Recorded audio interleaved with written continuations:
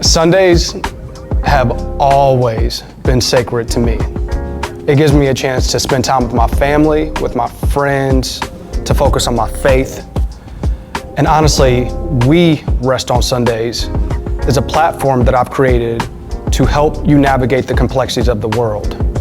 I want to spend time having open, honest dialogue with mentors, friends and family, and individuals that I truly believe are exceptional. We're going to focus on love, career, marriage, parenting, and everything in between.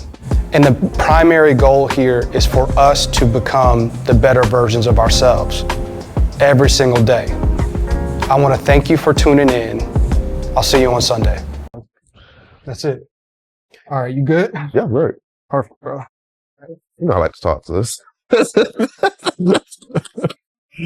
All right, dog. We're going to kick it off. We're recording. Awesome, bro, man. Thank you for being here. I really appreciate your time and really just like your commitment to help me see this vision through. So I do want to kick us off with something that I wrote for you, and then I'd love to just jump into some questions. Sure. To learn more about your career and Archie Clay III. But Archie, I want to thank you for truly being you. You are the most authentic and organic person I know. You have pushed fashion forward and inspired me to tap into my creativity. I was always bothered by the word creative until I met you. I struggled with the idea of individuals labeling themselves as creatives until I had a front seat of watching you, a true creative, at work. You've built 2 brands that have scaled and become famous in our culture. It is exceptional and inspiring to watch you work and chase your dreams. Thank you for being a brother to me, someone I can always depend on no matter what the ask may be, and someone who chases his dreams and inspires everyone around him to be their authentic selves. I look forward to our time today together and genuinely appreciate the love and support that you give to me. I appreciate you. Oh, you smile, bro. It's on Sunday, bro. Lord, on Sunday. Yeah, man. Listen, I had, like a large part of this also is like, I want people, that are near and dear to like have these words forever and to be able to tap into, I want this to outlive you as well. So Right. like Archie Clay III, some point you die, I die, but it's like, there are going to be people that are creators forever. There are going to be people that are in fashion forever. And in 50, 60, 70, 80 years down the road, I want them to be able to tap into this and see like, man, what was he thinking? Where was he at in his dreams, et cetera. Sure. But long story short, who is Archie Clay III? Man, Archie Clay III is a product of someone that wanted to build a legacy for his grandmother. That was the foundation of who I was. Like, that was my grandmother and my mom were the 2 people that I felt like I had to create something to pass that energy down. You know what I mean? I think my grandmother passed away back when I was a sophomore in college. That was a transition in me realizing that, man, like, my grandmother is such an amazing individual. She's so powerful. Like, she'll give you the skin off her back. You know what I mean? And because she was poor and she was in poverty, no one would ever experience that energy. You know what I mean? She comes from an alcoholic background, and my granddad used to beat her and all these different things. That's all she, from her story outside of us, that's what she would be known for. Walking to work at Walmart, you know what I mean? And she has so much more to give to that outside of her circumstances. For me, it's like, how do I push that energy to the world of what the principle that she's giving me and the principle my mom is giving me. You know what I mean? So for me, it's like, I'm a product of them at the end of the day. Yeah, man, that's very, very inspiring, man. Can you share more just about like your upbringing? You come from an exceptional mother, single parent household, with your mom. Like, how did that impact you in your life growing up? Man, it's a very interesting. My life was very interesting. So I was raised Muslim, right? And most people may not know, Nation of Islam during that time period, that was like the prime of the Nation of Islam, like the 90s. You know what I mean? And a lot of people didn't understand what that was, especially Christians on the other side. And my grandparents were Christians. And my mom, my dad and my mom got together, they had me, they ended up converting over. And that just didn't really stick with my grandparents. And then from there, like, my mom and my grandparents had a very toxic relationship from then to now. Because she left Christianity and got it. You know what I mean? My mom always tell the story, like, the day she left home was the day that she didn't want to go to choir, to sing in the choir. And my granddad was like, well, you can leave. So that kind of paints the picture of the perspective of what my grandfather had. Like I come from mom even say this, like my family is very educated. Like my granddad was college, my grandmama was teacher, masters, like very educated. Very educated. Like my mom comes from a very educated background. But because she had to fend for her own, she had to figure out her own. They wouldn't support her. You know what I mean? So like from there, my dad ended up leaving when I was around like 1 to 2 years old, walking out because of mental health issues. But at that time, they didn't know what it was. But I truly believe that it was so much stress with the Nation of Islam and the perspective of what a man's supposed to be and what he's supposed to provide, that he just couldn't keep up with that. Because he didn't have a career. They were just he worked at Checkers. You know what I mean? So there was so much going on during that time period that I think he just wasn't prepared for. He went to college, like he probably thought that I'll probably be somewhere else. Probably he modeled, my dad was very talented, my mom was very talented, but they all didn't have the support system that they should have had to help them navigate having a child at like 21, 22. You know what I mean? So much going on. So for me, it's like my mom being someone who she is, had to figure it out. And from there, like me and my mom, we've been like this. That's why we're so close, because during that time period, she realized that it's me. She had to take care of who I was and be a motivational factor for me and let me know that never get up regardless of what you got going on, whatever you're facing. You know what I mean? So from there, me and mom was just me and my mom, and then she ended up getting remarried. And I think around when I was like 8, I lived in Mississippi for about 7 years, was homeschooled during that time period from like, I think like 7, 8, all the way up to middle school, and coming back, you know what I mean? And I think for me, it's like my mom, that's why we're so close. I think people don't realize the reason why we're so close is that because she was my teacher. Yeah. She was literally my teacher. And like, she was like, I did martial arts and like I was really, really good in that. She was like the #1 cheerleader for me. You know what I mean? So a lot of people ask me like, where does the confidence come from? It comes from her. You know what I'm saying? Her and my grandmother. Like I never had it. I knew we didn't have money, but I didn't have to want for anything. I knew I had to wait. Yeah. Like if I wanted a pair of shoes, I had to wait for my birthday, or I had to work for a particular holiday. Like I couldn't just get it. You know what I mean? So that's just kind of the background of me, man. I've always been someone that's very confident who I was, and was always gonna go get it. Even if I knew I wasn't the talented, I was still gonna work hard and grind it and make something happen. You know what I mean? So from there, I ended up coming back to Atlanta. Graduated from Stone High School, and then ended up going to Tuskegee University, and then graduating from there. And then from there, kind of just pushed through my journey and making things happening. It's good. So talk to me more about just Tuskegee and you pledged there, and we had the pleasure of I want to get your feedback too. It was excellent, man. I mean, seriously, it was our first time, as you know, attending Tuskegee's homecoming, and a lot. But it was awesome. Not a lot in a bad way. Just it can be a lot. Yeah, it felt like what family reunions used to feel like. Yeah.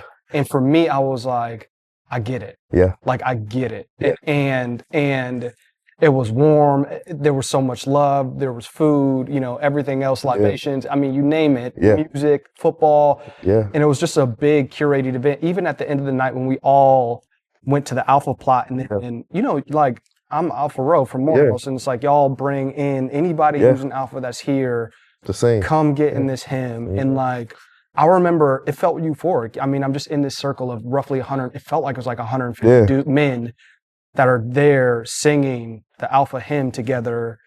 Sun's going down. I'm like, this is what it's about. Like, this is what we signed up for. But talk to me more about just Tuskegee and. Man, it's crazy because I get chills off of you hear you talk about. Because I ain't gonna lie, that was the energy I got when I visited for the first time. And honestly, I want to go to Hampton. Be very transparent with you. My granddaddy wanted me to go to Morehouse. I went to visit. I just didn't feel the energy. You know what I mean? I knew that the legacy of what came out of Morehouse and everything, right? But when I went, it just didn't feel right. Honestly, I couldn't even tell you like what it was. Ended up going to Tuskegee to visit me and my mom. We drove down, and honestly, as soon as I hit the Tuskegee sign, I didn't even know what it was for real. I just felt that energy. And then I had the most amazing tour guide, Dominique Streeter. I'll never forget her name. Like, she sold it. But she sold it, and it was actually that. You know what I mean? Like, Yeah, it was yep. actually that energy. Yeah, it You know, was that she painted. no, she painted a picture with Uh-huh. you know, sometimes you paint a picture and it's not actually that. Uh-huh. It was truly that. And I told my mom, I said, I'm going. This is where I'm going. Like, I didn't care that it was only an hour and a half from Atlanta. Like, it was enough. It was long enough where I didn't feel like I was here, but a good enough time for me to get back home. I need to get home. You know what I mean? And that was the energy, man. I met Chance. That was the first person I met. The first person I met, we met on the bridge, and the first thing we said, "We trying to get some women."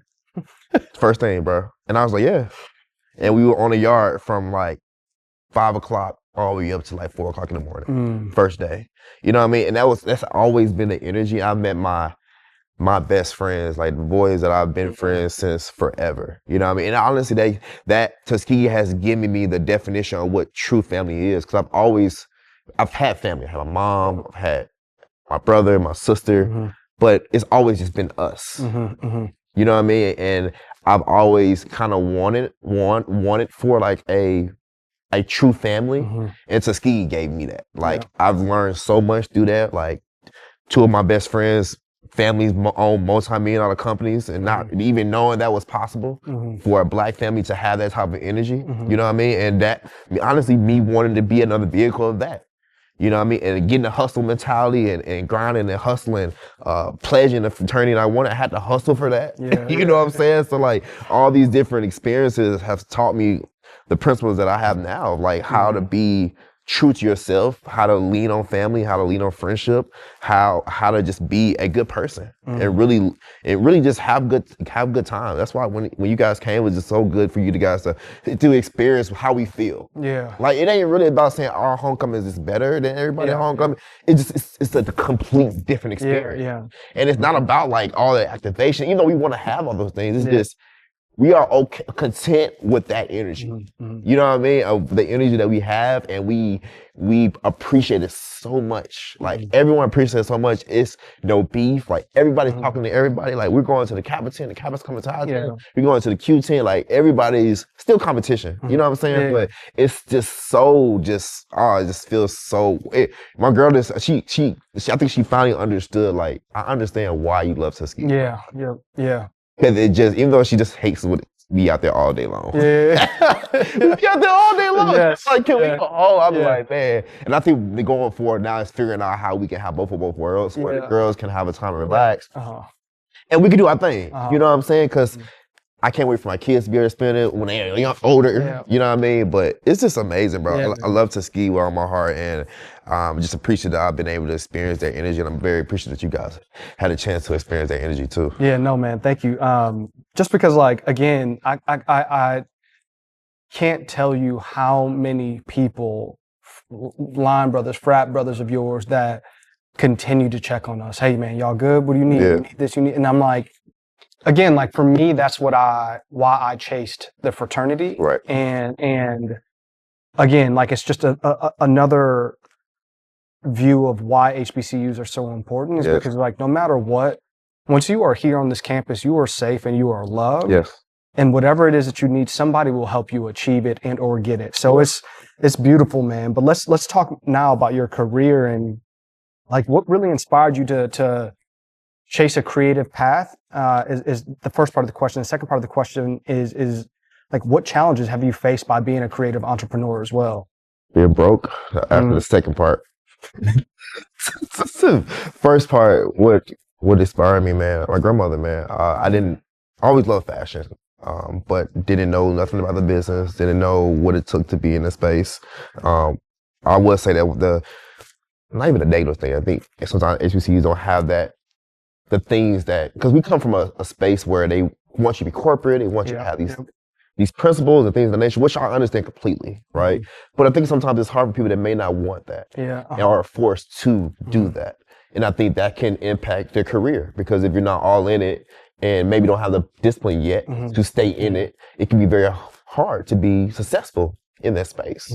And I think for me, what's successful in my career at retail, I worked at Target, I worked at Burroughs, I was HR, operations manager, loved it. I love connecting with people and being able to help people. But I always knew that wasn't something I wanted to do. And for some reason, I feel like this guy has always been in the back of my mind telling me what to do. And I think one thing I've done a great job is listening. And I remember being in my apartment and my line brother Phil called me. He was like, man, bro, I think you need to start a company, bro. And I was like, man, I think so too. So we just thinking about different names and stuff. And he's like, man, I think I want to do something that had hats. Like I've been wearing hats for a little bit. And my grandmother used to wear hats in church and things of that nature. I think it'd be something cool. But also I was like, how can I make it cooler? You know, what way can I make it cooler? And I knew at that time period, hats wasn't a thing. It was more focused on, like wearing suits and things of that nature. And I remember Phil was like, man, you should call it Brims. I was like, that kind of sounds good, because Phil does a great job of making company names. Yeah. You need a company name, I'll let Phil. He does a great job. Yeah. And I said, oh, that sounds dope. So I went to go LLC, check it out. I couldn't do the LLC for it because it was too broad for Brims. So I said, let me call it Wear Brims. So from there, I created that. And then from there, I knew that I wanted to focus the mission and the storytelling around my grandmother. Like I said, my grandmother was someone that was very confident in herself. She didn't have a lot of money, but when she walked in the room, you just knew that was Granny, Rosetta Clay. Like she just very confident who she was, so much love, wanted people to be successful, really wanted people to be the best version of themselves. So for me, I wanted to take those same principles and apply that to Wear Brims. And that was our mantra of being a hat company, focused on making something cool and unique, but also pushing the narrative of fashion from a standpoint of confidence, right? Leading with that and really focusing on that, how you portray yourself to other people. You know what I mean? And I think that was, I wasn't a creative. I was just someone that had a business degree. And I maybe I just had the talent for it at that time to really know what I was doing. Yeah. Crafting the story, right? And then from there, bro, it was a passion, man. I'll be on the floor, taking fabric, putting it around hats, you know what I mean? And I then eventually called my business partner at that time. I thought he was super talented and very fashionable because he was a frat brother from another school within our district. Yep.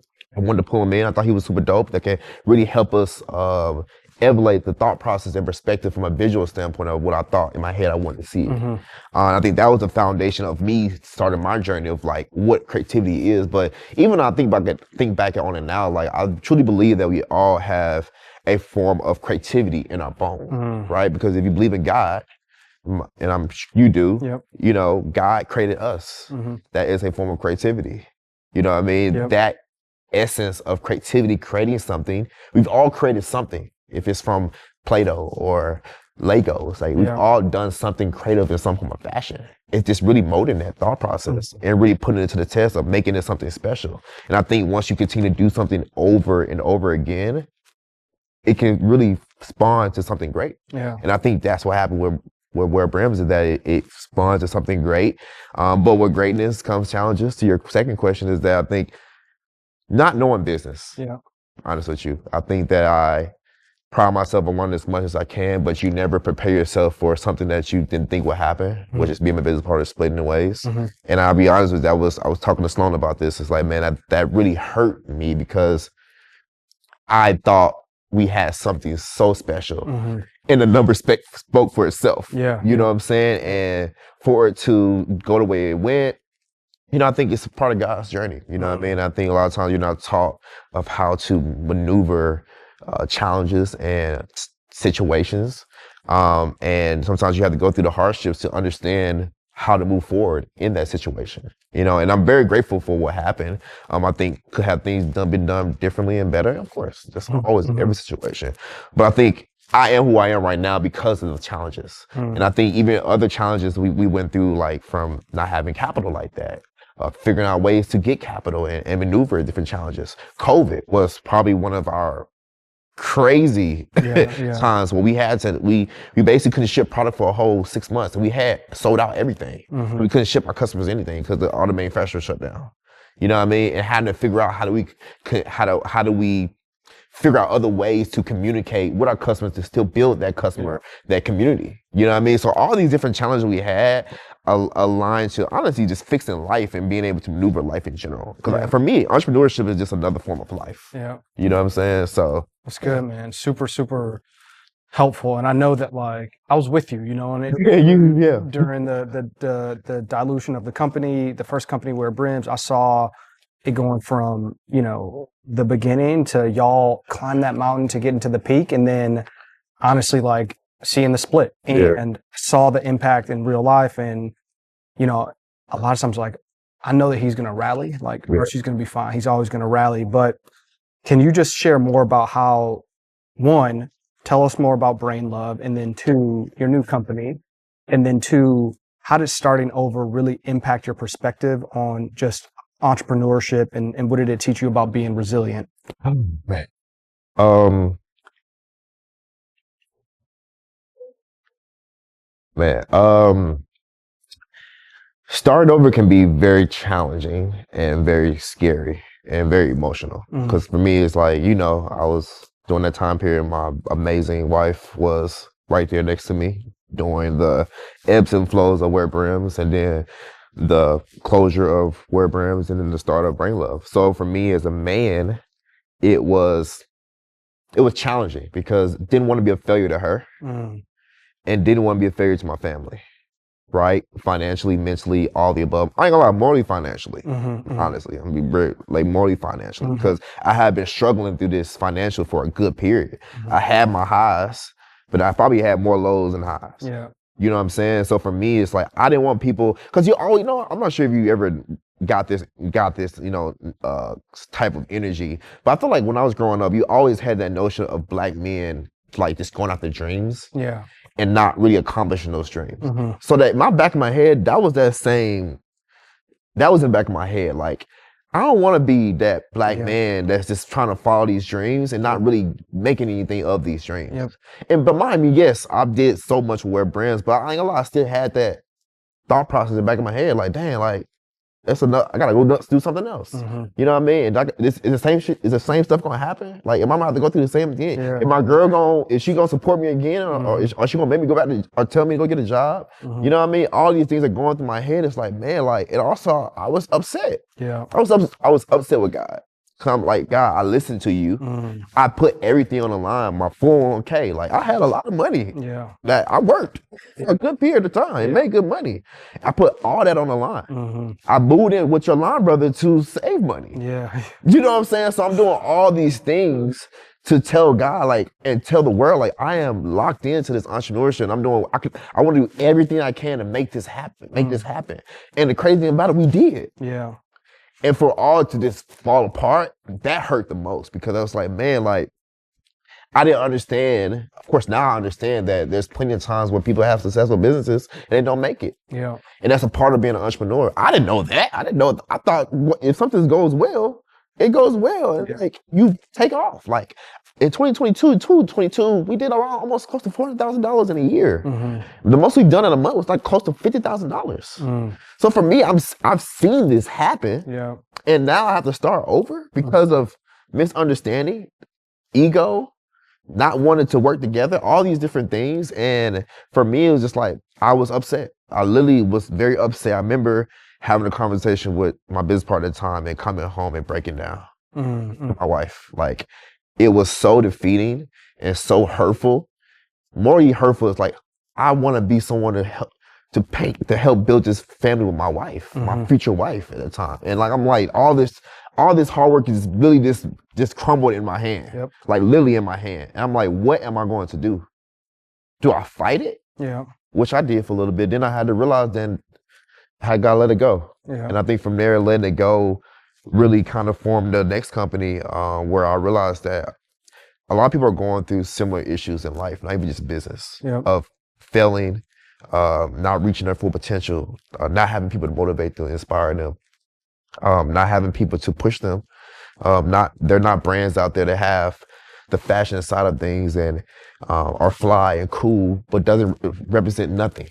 right? You know what I mean? And there's nothing wrong. We live in a capitalist society where, you know, product drinks rules the world. But I wanted to create a brand that focused on highlighting the importance of staying resilient, staying mentally powerful in your mind, and getting people to understand, like, you can go through so much stuff, but your mind is intact, you'll be able to weather the storm. And I'm a prime example of being able to weather the storm. And of course, you have to have the community beside you, because you can have the mindset, you can have the spiritual side, but I do believe that you have to have people to believe in you as well, to kind of to charge that battery pack that you already have. You know what I'm saying? And I've been grateful to have individuals and people in my corner to really help me see that I am talented. I remember one of my homegirls, Iman, was like, man, like, you built this, you can do it again. You saying the same thing, Alex saying the same thing. And I ain't gonna lie, I didn't know if I believed it. Be transparent with you. I didn't know if I believed I could do it again. I ain't gonna lie, I was scared. Maybe he is right. Maybe I can do this. That's first one thing I remember one in my head, like, maybe he is right. Maybe I can't do this again. And I remember Mom, Alex telling me, it's like, no, like, you can. You know what I'm saying? And that really inspired me. And there's been plenty of times where I was crying and just really, like, afraid, like, I'm about to get married. Like, she don't want to marry me because, like, I don't have my financial situation in play like I want to. The goal was to already have it locked in by time. In my head, I was like, all right, cool, we doing well, the brand is doing good. Okay, cool, let's get married. We already about to cross this $1 million threshold. Like, oh, we good. Change the game. You know what I mean? So it's very challenging being an entrepreneur. It's very challenging, but I truly believe that everyone can be an entrepreneur, but also I think it comes from God. I think God taps certain people to be entrepreneurs, successful entrepreneurs. And you will know it if that is your journey and that is the path that you're supposed to go down. I honestly believe this is the path I'm supposed to go down. And I even with the second company, it's like, I'm so grateful for the things that we've been able to accomplish within this year, the first year. It just makes me, first and foremost, makes me want to give the information back. You know what I'm saying? Because a lot of times people don't understand that this lifestyle is very difficult. And it's not difficult because of creating product. It's difficult because of people. Because you would think that people would support again, but some people might not support. They might not see value in it. But I remember once one person told me is that you don't build a company for your friends. Because at the end of the day, your friends will eventually flow into it.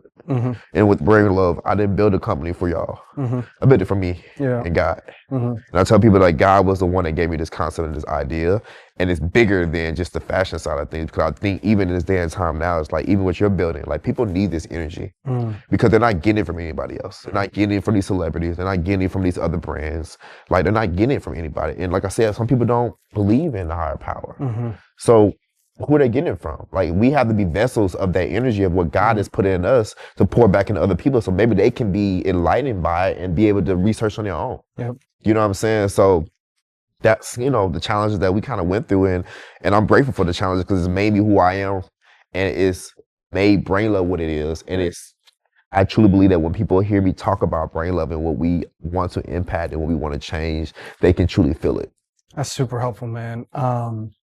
And insightful. Can you just share more on, I mean, like your first year of marriage, right? Like, I think that you stepped into a situation where you were dating Alex, you know, your now wife, and your company was thriving. You know, your first company was thriving. It was doing well.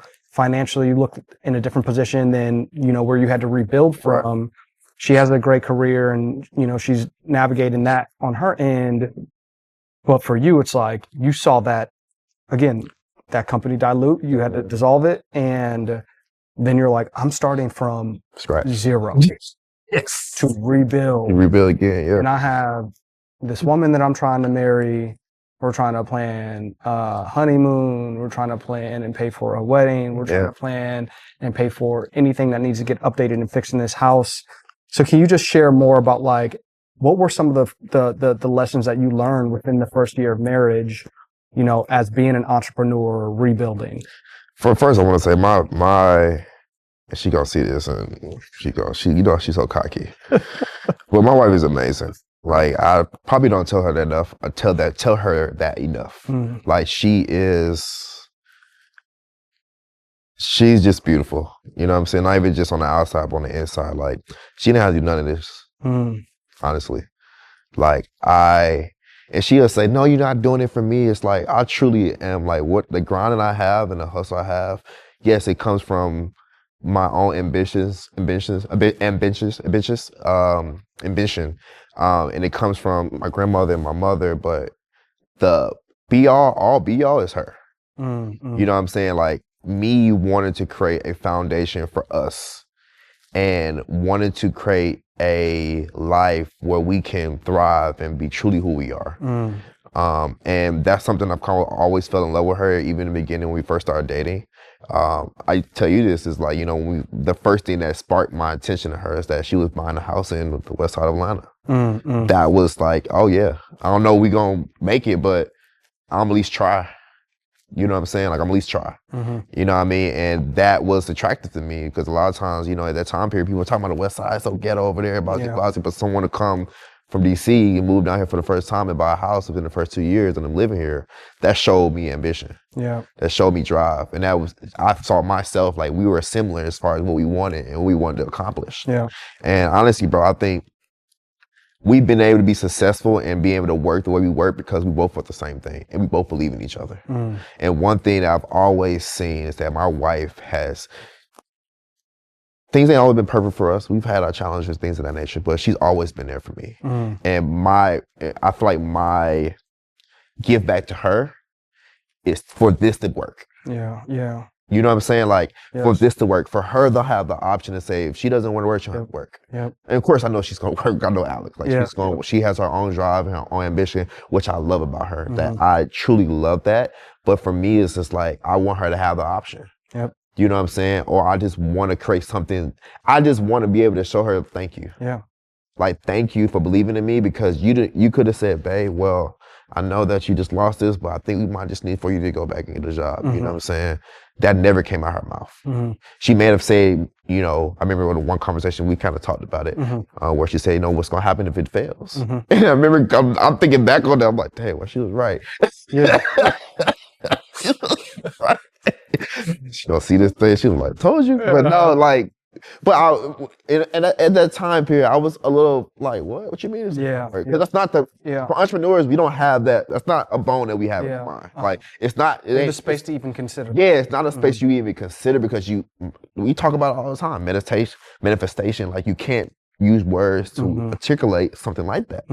But I understood where she was coming from. Like, she was giving me the corporate perspective of, like, strategy. Of, like, what are you gonna do if this doesn't work?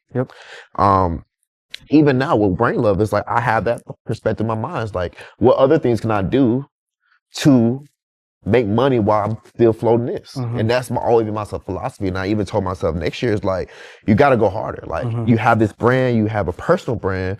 People respect what you say and respect the knowledge you're giving you. You have to take it to another level. You know what I mean? How can you do that?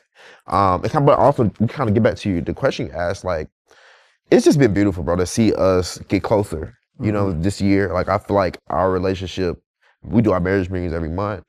And I remember saying this previous marriage meeting, I said, man, I'm just grateful that we don't have any opportunities. Because I'm not saying it's going to be like that every single month. Correct. But I think that's also a win, right? To not have any challenges with your spouse. You celebrate the small wins. You celebrate the small wins, man. And I'm very grateful that we've been able to grow together and grow this business together. And her give me just energy and thought process to be able to flow. And honestly, bro, like, she may not think this means anything, but to be so supportive, to never make you second guess what you're doing. My wife has never made me second guess what I'm doing. And I am so grateful for that. Like, I don't need a lot. But the things that she does, she always supports me. She always says, oh, that's dope. Like, even if I'm just talking on her end, like, she just be listening. And those things matter to me because it makes me flow out my ideas, right? As a creative, I have to talk about different ideas I have.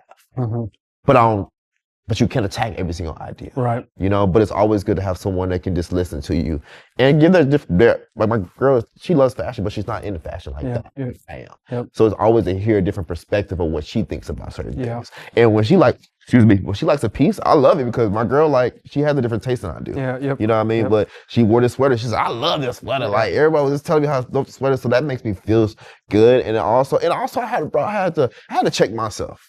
You know what I'm saying? Because I went through a time, even just dating and growing with her, is just like not being so emotional with it. Yeah. You know what I'm saying? Not like, as a man, sometimes you have to lead. Mm-hmm. You know what I mean? And I come from a single parent mom, and my mom was the leader. Yeah. Yep. To be honest. Yeah. She was everything. She was everything. So like, I've never really seen a true man leadership in a wife. I mean, household. A household. Yep. For real. So I'm challenging myself to figure out how to do better. Yeah. And really look at myself every single day. Like, how can I challenge myself to be a better husband? Being a better boyfriend. You know what I mean? And if I tell myself, like, certain stuff you're doing, bro, stop doing that. Yeah. You know what I'm saying? Like, if it's dishes in the thing, just go wash the dishes. Yeah. Like, stop waiting and see who gonna do it first. Yeah. Like, I had to check myself on that, bro, because I used to do that, like, trying to, you gonna tell me what to do. You know what I mean? And I realized that's corny. Just get it done. Just get it done. Doesn't matter. Like, y'all are in it together. The way she's been supporting you is the way you should support her. Yep. And the way she wants you to support her is just acts of service. Yep. That's it. It's just that. You know what I mean? So for me, it's learning my flaws and the things I need to do better to make myself better. And that's aligned to making my wife happy. Yeah, man. It's powerful what you just said, because it's funny. India and I, we now have this practice where, like, if one person is getting a little, like, edgy or a little, you know, like, testy about something, it's same team. Right. Like, all she has to do is remind me she did the same team, right? Like, and I'm instantly like, right, yeah. Man, it's that barrier. Not to cut you off, I think it's more of a man ego thing, too. You know, I mean, women do it too as well. I'm not sure what the thought process is from their end, but it's, to your point, it's like, we're on the same team, man. And like, we could get in our own head and thought process sometimes, but like, my money, your money, my money, this is your body, my body, unless we all flow together. We're on the same team. And like, at the end of the day, it's like, I want to live in peace. Yeah. He wants to live in peace. So it's like, let's just foster and create an environment where we just have peace in here. Right. And like, that has been, I think, additive to our marriage. Right. And, you know, I see you guys proactively working on that as well, which is great, man. So I appreciate you sharing that perspective for sure. My last question for you, bro, is what legacy do you hope to leave both as a creative and someone who's committed to giving back to the community? Man, I've kind of like talked through this, like, cause like I said, you know, WearBrand was built off of me wanting to create a legacy. I think I look at legacy differently now. I think it's all about just being a good person, and because I think as Black people, we've taken this legacy too intentionally sometimes, because even when it comes to forming a business, the business might not always be yours. So if you put so much legacy into that business being your legacy, what happens? I think for me, it's like, I want people to see Archie as someone that's always been focused on giving us enlightenment. Yeah. You know what I mean? When it becomes a business or it comes to just life in general, like, I've been through some things, and I think that a lot of times we don't realize that God is our savior. Like, and you know, I haven't always been a spiritual person, but I feel like I'm flowing into that now, because I wouldn't have what I've had without him. And I'm not trying to preach and stuff, but I think we can't say we want all these things, we want legacy, and we're not putting him at the forefront of it. You know what I'm saying? So for me, it's like, I just want people to see Archie as someone that anything he put his hands on, he did it to the best of his abilities, and he wanted to flow where people can get some type of value from it. Because I think I'll always create businesses, right? But like, having an impact within that business that pushes out energy out to other people. You know what I mean? Because for me, it's like, I love when people say they're inspired by me and want to create something. Right? Because I've always told you that I thought you were always creative. I think all my friends are creative. It's only what you want to do. I say this all the time with my friends' fashion. It's like, well, I can't wear that. Why would you say that? Yeah. Well, what? Yeah. Because you think you can't wear it? Yeah. Have you even tried it? Mm-hmm. I think life is about trying stuff. It's not, and I think for me, it's like, I want people like, man, he's so aware and so out of this world where it's like, this is how I want to be. Like, Pharrell is a prime example. When people talk to Pharrell, they say that he's just like on another planet as far as how he thinks and how he flows his energy to you and how he can make you be inspired. That's how I want people to feel when they talk. I want them to feel inspired that they can accomplish anything they want to accomplish. Yeah. Right? And not put walls around yourself. Yeah. Like, I would never want you to put a wall behind yourself. God didn't create you that way. He didn't create you to say, oh, I can only do these certain things. Yeah. He didn't create you to say, oh, I can only work in this field and can't do anything else. No, that's just not how life works. And I think we should do what we want to do. Who told us that we can't? Stop telling people to tell you that you can't do something. Yeah. Like, I know that's a very tangible thing to say, but like, I feel like someone tells them something that you can't do it and they don't do it. Like, no, like, we can do anything you want. If we fail, we fail. Yep. Try again. Or do something else. You know what I mean? So I know I'm kind of on a tangent, but for me, it's like, it's important for people to understand, like, you can truly do whatever you want to do. You just got to have the grit, the resilience, and the confidence to want to do that and want to succeed at it. And I guarantee if you put God at the forefront of it and you let him foster that energy, but put the work in, whatever you wanted to do or whatever you wanted to accomplish, you will do it. Yeah, man. Listen, Archie, more than you know, I just appreciate you, man. I appreciate you being my brother. I appreciate you always being consistent and reliable and, you know, somebody that I can depend on.